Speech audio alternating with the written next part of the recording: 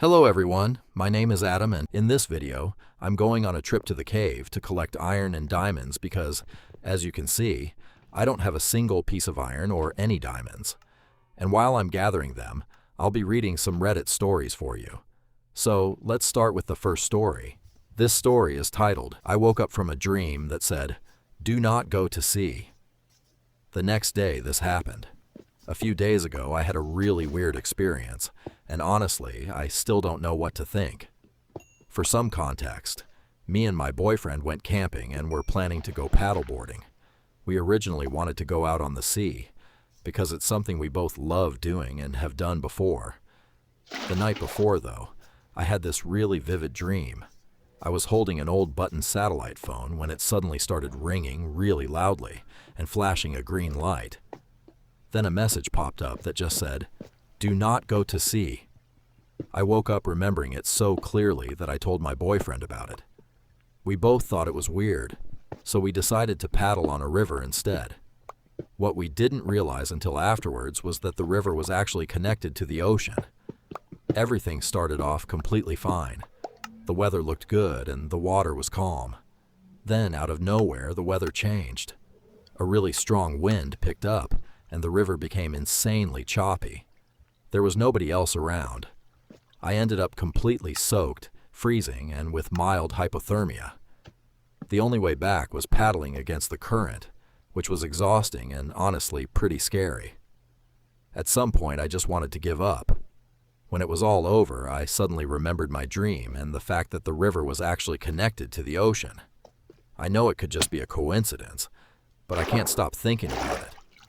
Has anyone else ever had something like this happen? Second story.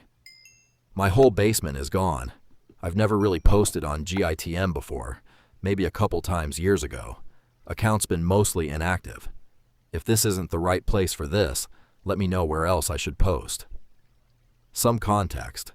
About 5 to 6 months ago, my mom, grandmother, and I moved into a new house, so our old place could be sold. The house is roughly 24 by 48, with a basement and a main floor about 6 feet up. The basement is slightly below ground level. I'll drop a floor plan in the comments since it's a bit much to describe in text. Originally, my grandmother had the master bedroom. My mom had one of the upstairs bedrooms, and the other upstairs bedroom sat empty. When the realtor showed us the house, the basement had 3 finished rooms, my bedroom, a den, and an extra room we never ended up using, plus a bathroom. That basement was actually what sold us on the place, since it meant I'd have my own space downstairs instead of taking the empty upstairs bedroom. We lived there for months like that. Basement finished and in use, upstairs bedroom empty. Then about a week or two ago, my parents and I went on vacation to Toronto. When we got back, my room downstairs was gone. Just 4 gyprock walls, a few metal supports, and a concrete floor. That's all the basement is now. Now my grandmother is in that upstairs bedroom that used to be empty, and I'm in the master. I know this isn't just us misremembering, because my posters and my stuff are up here in the master now. The same stuff that was in my room downstairs before we left. My grandmother seems confused about it too, but she's not questioning how she ended up in a different bedroom instead of the master. It's like the shift in living arrangements doesn't feel wrong to her, just my missing room does. We called the people who sold us the house. They said they never used the basement. The realtor told us we could build down there if we wanted, like it had always been empty. It's like we slipped into some alternate version of the house where the basement never existed. Except my grandmother and I can both sketch out exactly how it used to look, room for room. A few of my online friends even remember me mentioning the basement before. But my mom doesn't remember the basement at all. To her, it's always been empty. So now it's not even all 3 of us against the world on this. It's me and my gram against my own mom's memory of the place we all live in. I'm genuinely questioning my own sanity here. Also, sorry if this reads weird. It's really late for me right now. Edit as of June 24th. 2026, I had a gas leak in my house. June 29th. So on the 22nd, we had someone come check our house for a gas leak. Mom said, "It'd be best." So we did. Man said. It's a miracle we didn't suffocate to death, and that our ventilation system did something weird. I digress. I was at an extended family's place for a bit, so we had to get this shit fixed. Luckily, it's summer, so we don't need heating as much, so we just shut off our heater downstairs. Either way, gas leak got into me and my nan's rooms. Mom has a AC, so some ventilation kept her more clear-minded. I'm so tired and confused. I guess it was late and the lack of oxygen made me hallucinate some false memories. Might go the doctor to see if I'm healthy. Third story. I told my wife I'd pick her in every life. She said I already have, and she makes sure I do. Each time she was a prankster, and so I assumed she was just being silly. Yeah, why wouldn't you? I'm a great husband, I said, laughing off the joke. I'm not joking, actually. Usually I like to wait until you're closer to the end to tell you, but you'll be gone soon enough. I told you to schedule that doctor's appointment. Yeah, okay, Vera, whatever you say. I was barely unsettled. She was a weird girl, part of why I liked her. As I started to walk into the bedroom, she grabbed me by the wrist. Sam, I'm not joking. Okay, I'll bite. What are you talking about? I've known you for probably 2,000 years, and most of us pick a person for one lifetime and then switch it up. But you, Sam, you have been so profoundly depressed in each life, it's like I hit the jackpot. The best thing is when you have plenty of hope, only for it to be destroyed. I was really looking forward to this time, but you were stupid and waited for the doctor's appointment. You only had a few weeks anyways, but now I'm going to miss out on the hope being crushed once the doctor realizes there's nothing they can do. She didn't laugh. She didn't smirk. She was dead-eyed. You're not going to scare me into going to a stupid doctor's appointment. I'm 33. I don't have cancer. You foolish humans will do anything to convince yourselves you're immortal. Even the greatest minds on your planet don't live longer than 120 years or so. Why do you think that is? Don't you think after all these years of human evolution, you would have figured this out by now? Don't you think it's strange so many other life forms that are so much less advanced don't experience this? Senescence? Biological immortality? The reptiles have it figured out, but they're a dumbed-down version here. Horrified at the mental break my beloved wife was experiencing, I asked her to go to the emergency room with me so she could be checked out. She agreed, if I told them I had stomach issues and got myself checked. Fine. She was nervous about my results, and this is her insane way of trying to get me to go to the doctors before my next physical. I went to the hospital with her. She was released after a few hours. I'm now on palliative care. I am 33 years old, and I have stage 4 colon cancer. Vera, how did you know? Know what? Vera said it indifferently. Her husband of 2 years had a month left, and she didn't seem like she cared at all. In fact, she seemed perturbed by how long it was taking. About my cancer. What is wrong with you? Honey, I already told you. You're never going to understand this, and I've even taken a liking to you. I don't love you, obviously, but I do love the sustenance you provide. That's why I pick you every time. I always make sure you get a better deal than the other prisoners. I do a lot for you that you don't even understand. You know, the first time I met you, you were a slave in Rome in 26 BCE, or whatever you call it. I had just started out here and had to find my own food, and for some reason I picked you. I was foolish then. I didn't request for you to be with me again. I had no power anyways, but I also just assumed all slaves at that time experienced the same feeling. Vera, you sound crazy. Yes, and you're ignorant. You humans don't even see or care what you do to animals with your industrial farms. At least we let you walk around and live a life. It's not my fault that you never believe me. But I don't care. I'll wait another 16 to 20 years and I'll be back, feeding off your energy. What I like about you, though, is your naivety. You don't ever believe me. And I've told you the truth each time for hundreds of years. I'm definitely one of the lucky ones. She said it with a sick smile on her face, clearly uncaring of how this was affecting me.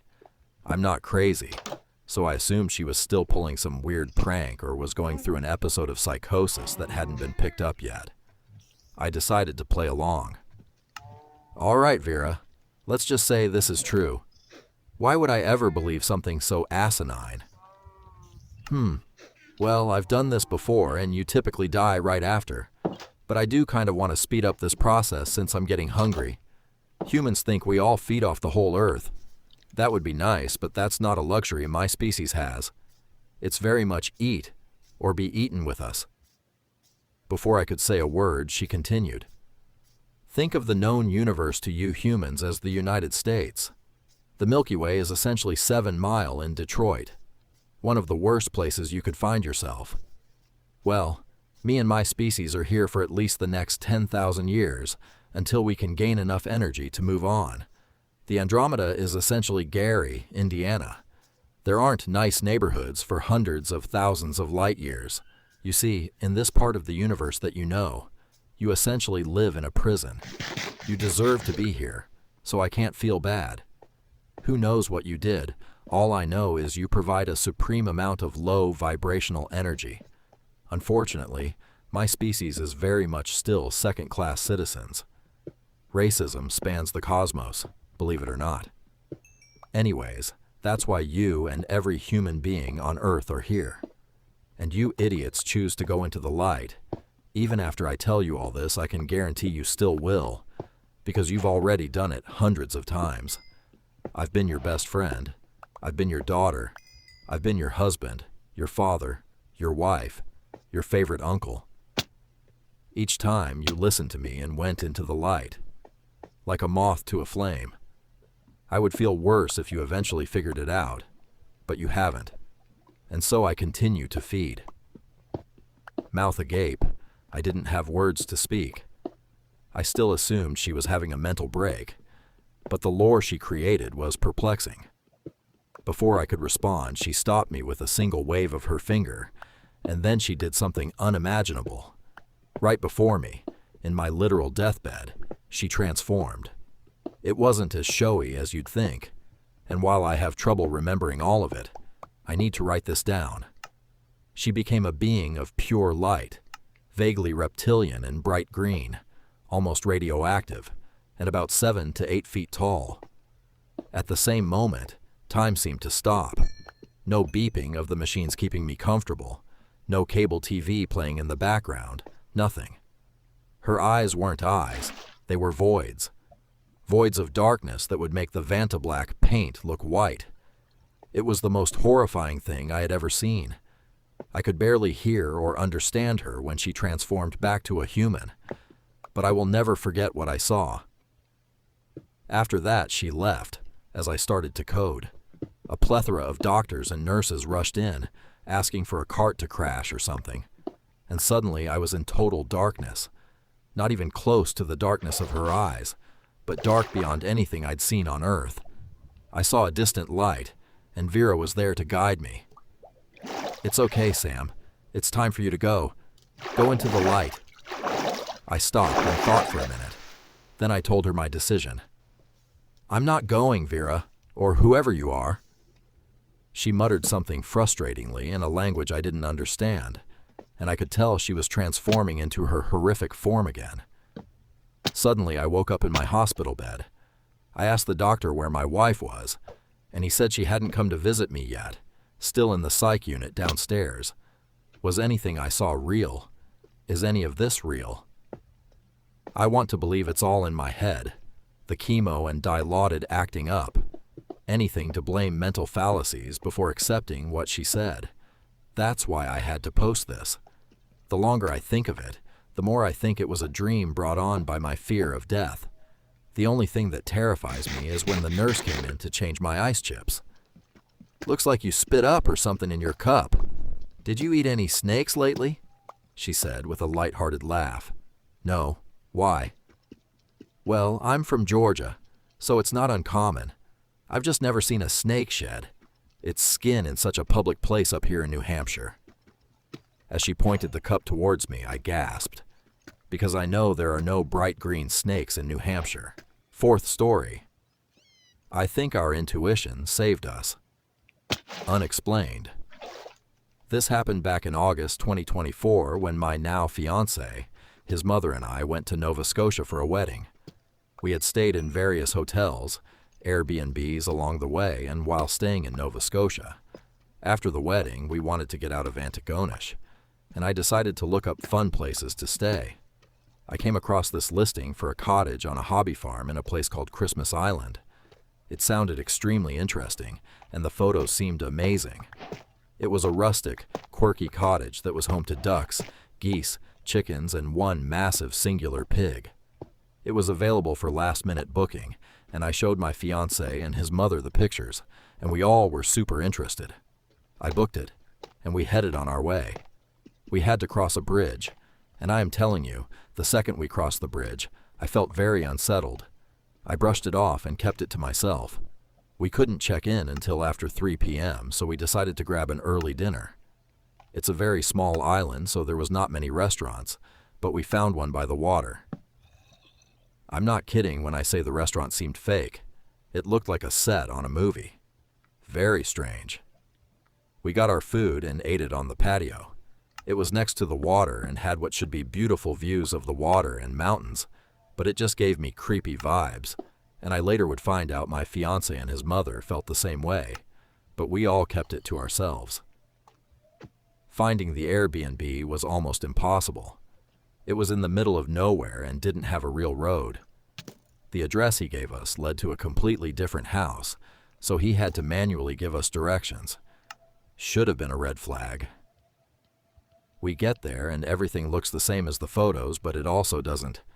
I hope that makes sense. This guy comes out and there wasn't anything inherently strange about him, but something seemed off.